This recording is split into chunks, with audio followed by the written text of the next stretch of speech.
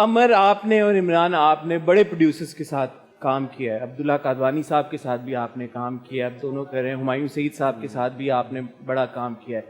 अदनान सिद्दीकी साहब के साथ जब एज अ प्रोड्यूसर आपने काम एज हिम द प्रोड्यूसर जब आपने काम किया, जैसे आप ये बता रहे हैं, ऐसी कौन सी चीजें जो थोड़ी स्टैंड आउट की बमुकाबल अदर प्रोड्यूसर्स? अच्छा, to be very honest I have to confess one thing today.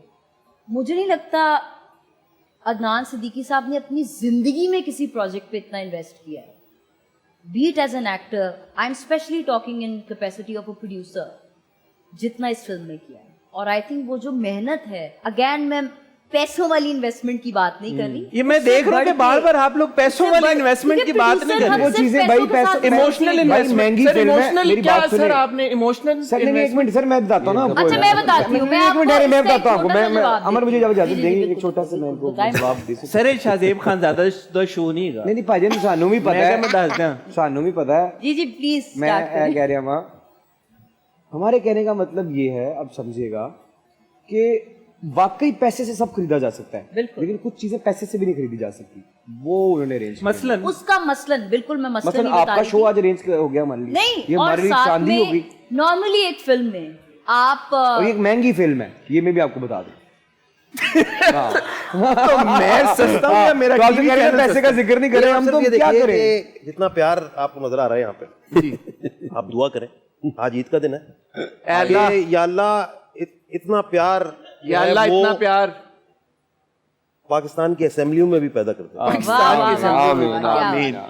कि लोग एक दूसरे के बारे में देखें। आप जहाँ से हर जगह से फूल झड़ रहे हैं, एब्सोल्युटली नॉट। तो मैं आपको कह रही थी, जैसे फॉर इंस्टेंस 5 आपके पाकिस्तान के सबसे बड़े कंपोजर्स, उनको एक ही फिल्म में ले आना, आपके बेहतरीन lyricist, different genre, different style of writing के, उन सबको एक फिल्म में ले आना।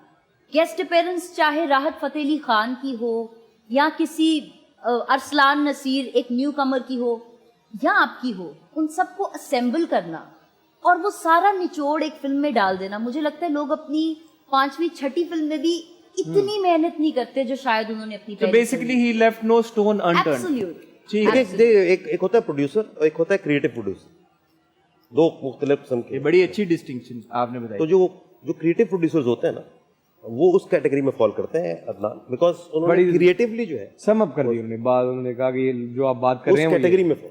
अब फॉर इंस्टेंस हमारी द मस्तम एक म्यूजिकल है, it's a musical romance drama, तो म्यूजिक का बहुत बड़ा हाथ है इसमें।